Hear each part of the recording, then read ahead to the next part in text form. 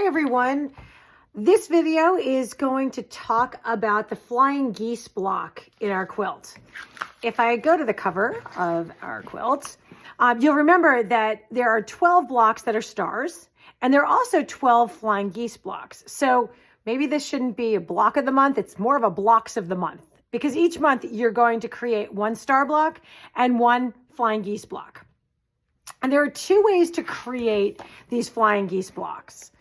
So let me just change back to my page that I just lost. Okay, so within your pattern, if you go to page 30 and 31, you will find the instructions to assemble this block without paper piecing.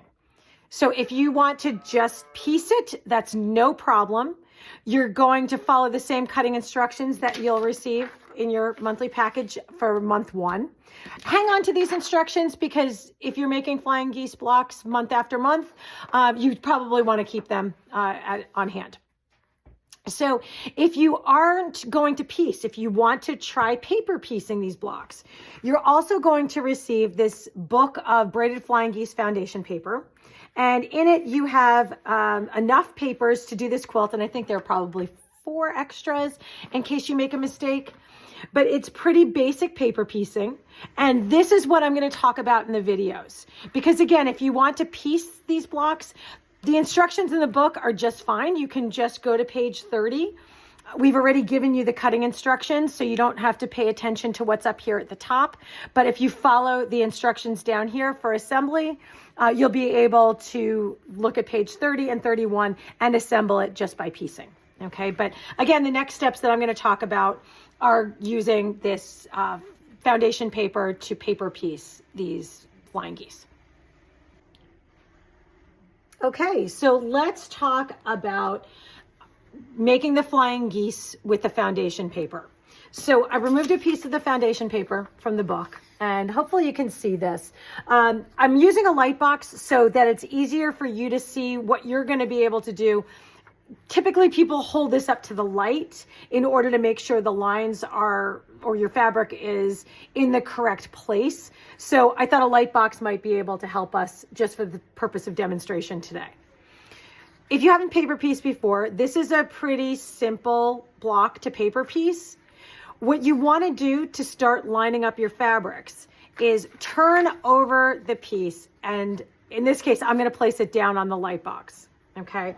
Now, you have different blocks. This piece number 1, you can see within the pattern, it's actually, let me put this back up here. Your piece number 1 is your accent fabric. Okay, and we gave you instructions that came with month 1 on your flying geese block. Okay, so the accent is the triangle you're going to start with, and that's going to be in position number 1. This is my accent fabric. When I put it down, excuse me, I was dying before. When you put it down, you want to put it on the back side of the paper, face up. Okay, so again, the reason I'm using that light box is because you really want to make sure you're lining this up to give yourself at least 1/4 of an inch seam allowance around those lines where the triangle is placed. Okay, so the size that we have you cut, if you line it up with the bottom of the paper here, and then again, it might be hard for you to see. I can see it okay from my view. I can see the line is about 1/4 of an inch over my triangle on each side.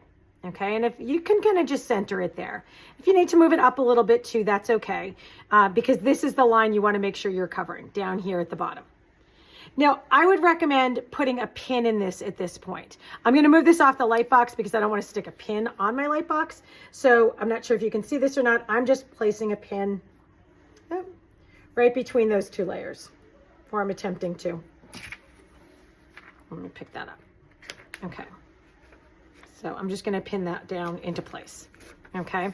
So I still have my triangle there. I can still see that my lines are in the correct place. And then I'm going to take my 1 7/8 by 5.5 inch piece of print fabric that we cut with our monthly cutting. And I'm going to place it on top of my accent fabric, right sides together, so that when I sew it along this line, it's going to cover the number 2, which you should probably be able to see here backwards. If you can't, this piece here is number 2. So I'm going to place it right on here, and I'm going to put another pin. Okay, so I would come in here and do another pin. And I actually have one that's already been pinned. So let me just grab that one since I just chose kind of a big pin. So here you can see I've got the same thing. If you flip it over, this is where you can kind of see, if you were unable to see what I was doing before, you can now see that the first line we're going to sew is between 1 and 2. And we're going to sew right on this line here. And I have at least 1/4 inch here, giving me a decent seam allowance. So when I sew that line, everything will stay together. When you're sewing this, you want to put your needle down just 1 stitch beyond the starting point here. I usually start in the middle. So put your needle down 1 stitch there, and you're just going to sew right along this line, and you can sew off the edge. Okay, you can go right off the edge of the block. Once you've done that, I have another one where that's been done. Okay, so we did our sewing. We started right there and went right off the edge. You can take your pins out, and you're going to press away from your accent fabric. Okay, so we're going to press that open right there. And you just want to make sure, actually, I think I have a ruler. I can finger press it, that's okay. Okay, so you're going to finger press this. You're going to do this with your iron or your roller or what have you. So you're going to make that a nice good crease there.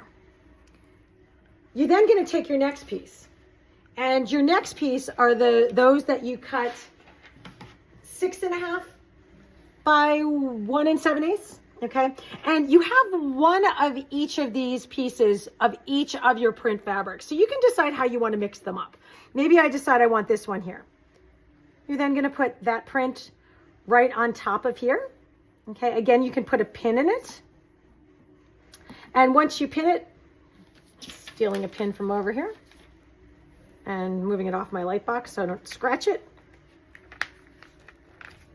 You're now lined up to go back to your sewing machine and sew this line.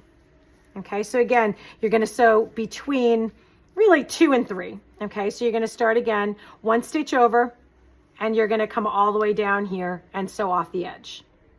Okay, so I'm going to stop the video here, and I'm going to take that step so we can then talk about adding the triangles that go in the spots 4 and 5.